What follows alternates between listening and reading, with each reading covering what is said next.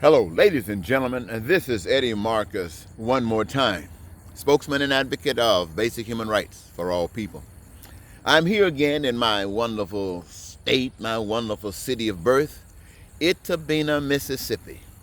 And I've found some locations here periodically that I've been sharing with you as I've made some posts. Most of those have been at some of the jailhouses or particular caboose downtown that look worse than the jails that could have existed during Jesse James' time.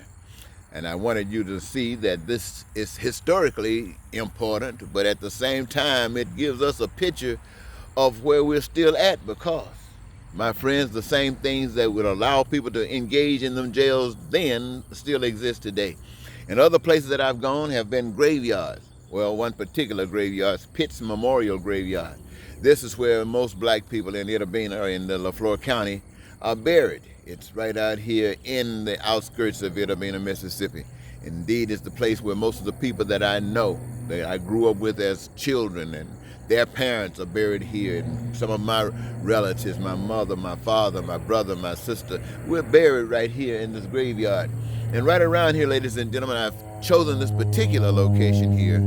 It reflects some of the housing units here that are dilapidated and gone to just total waste at a time when everybody could benefit from additional housing. This is the way it is. And I just want you to get a good picture of it, ladies and gentlemen. Let me see if I can turn the camera around and show some more.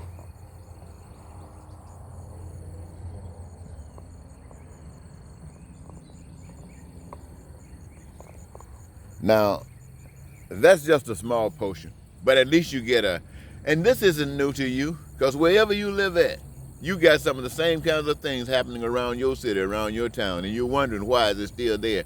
And it seems like it's been there since the beginning of time.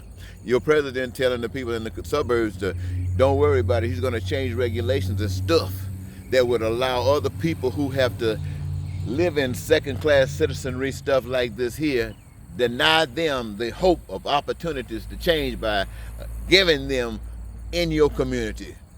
Knowing that you don't want your community to fall apart, you might give them something. You might allow them to have a little decency. And so he's going to cut that out so you can kick them out. Well, ladies and gentlemen, this is why this ministry that I come and give you this information about is so essential. It is so necessary because it gives you the truth. It frees you. Now, we got a presidential election that's taking place here in the United States of America. We got the present president, one of the most evil figures that I've ever experienced in my lifetime, who wants to send all people of color away and create a dynasty for white people and haters and bigots and racists and evil people. That's what it's all about, because that's what he is about. That's what he is about. This is what he is championing. And those people who got some seeds of this within their being are being, grafted, so to speak. They're just becoming alive, bold, standing out there with guns and everything, ready to kill for their God, Donald Trump. Where's the real God? Many of you probably are asking that question. Well, ladies and gentlemen, that's why I'm here. That's my whole mission since the beginning of my time on this mission, is to be able to share the truth with you in such a way that you, my friends, can see and have an awakening. So I have been doing my job, but you haven't had your awakening because you have not experienced yet that which it causes you to say, whoa, stop and take a look and maybe think for the first time. My nose is kind of itching, ladies and gentlemen, so excuse me. Woo! Anyway, so that's what this is all about. Donald Trump, the nation knows that we have a pandemic, the coronavirus. The nation knows that this thing is taking place, and here we are. And at the same time, hey, how's it going, man? Hey, I'm an overseer of this. You all right? Yeah, I'm cool. I'm doing something? No, I'm just trying to make my video, man. Okay, Doc. All right. Okay, ladies and gentlemen, I just had someone to check on me okay there. So here I go, ladies and gentlemen. I want just want you to say that, well, kind of, isn't that something? Somebody came by and asked a question. Say the overseer of this place, and just wanted to know if I was all right. Well, that's amazing. At least one person has paid attention to what I'm doing. I got that, so I know I must be on the good street.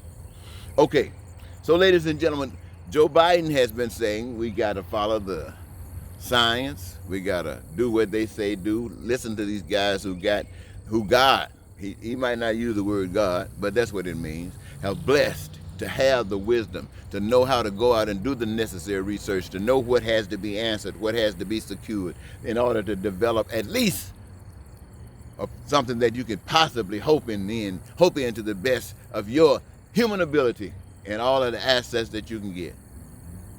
And so they say wear the mask, distance yourself, and other things.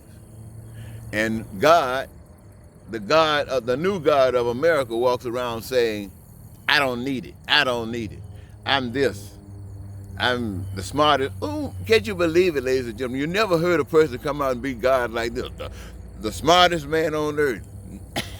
I'm not going to even go into that.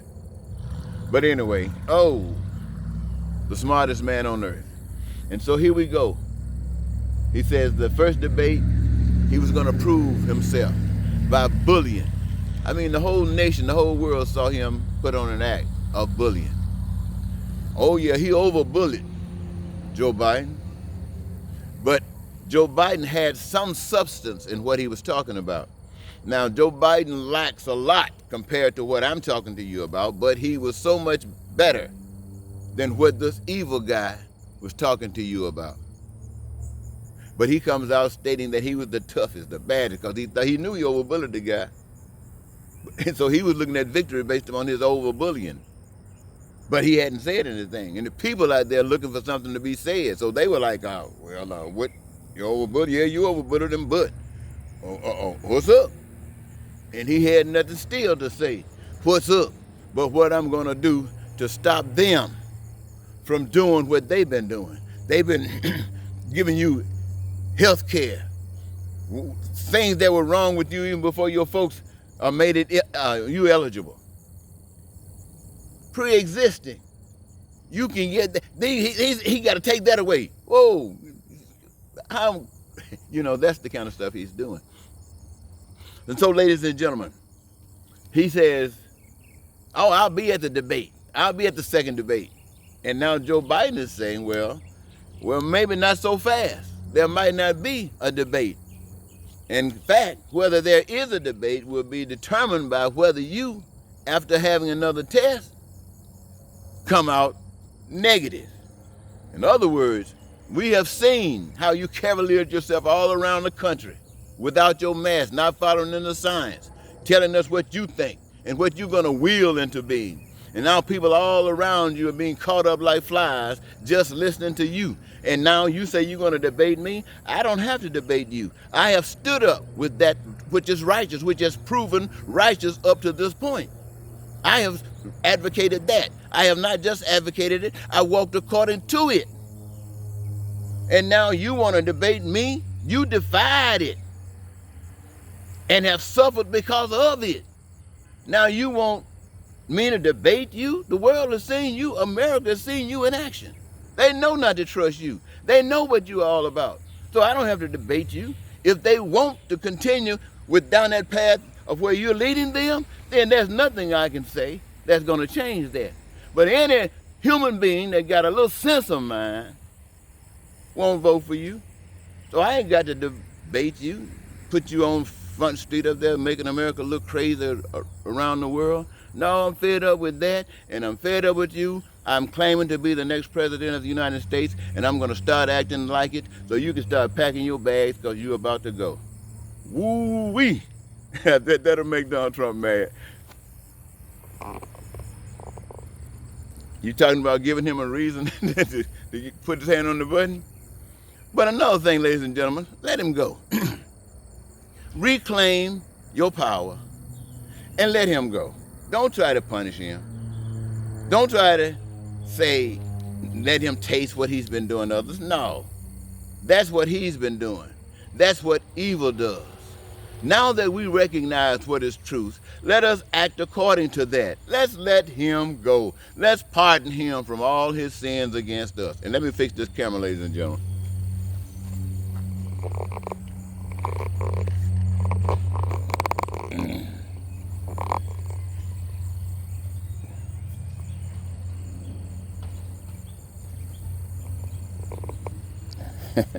I guess whoever's moving in the spirit world that's moving this camera is about tired of me talking. Might want me to wrap it up. But before I go, ladies and gentlemen, after having said all these things to you, you might want to ask, well, what is it that you offer? What is it that I bring to this post? What is a difference? I've identified the problems and what would I say? Some solutions, please. And yes, I will love to tell you some solutions. Today, well, first of all, if you're ever serious about what you just asked, check out my videos. I've answered all of these questions that you have, probably 1,000 times or more.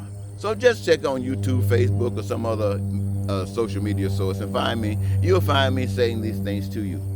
But today I wanted to say something simple and something kind of easy for you to understand. So I want to say it to you like this. The world, as this here stuff that I just shared with you, is up and down. Something so wonderful some places and hellish in others. And people are crying in some places while they're partying in others. The rains and fires are going and the storms are flowing.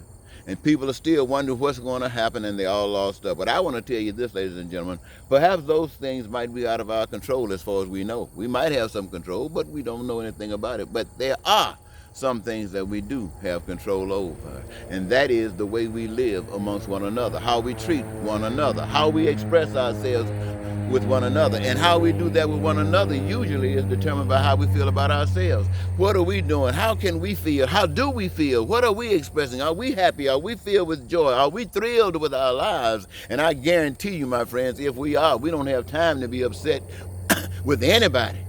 And if everybody's having this kind of lifestyle, then what is everybody doing? They're living. Nobody's dying. Nobody's hating. Nobody's racist. Nobody's bigot. And ladies and gentlemen, you ask, well, how do we stop it? I tell you, ladies and gentlemen, it's as simple as this. Remove the money. Remove the money. Remove the money. Let me say it one more time. How can we fix all of this? Remove the money. The money is a tool of the evilness of this world. It is a tool to do everything that has been done to address every particular situation of this hell that we live in. Money. Remove the money. You want to know where the problem exists? You want to see who's behind the problem? Follow the money. If you want to eliminate that, if you want to make things right, what do? Eliminate the money. Suck the air out of those who came up with that stuff.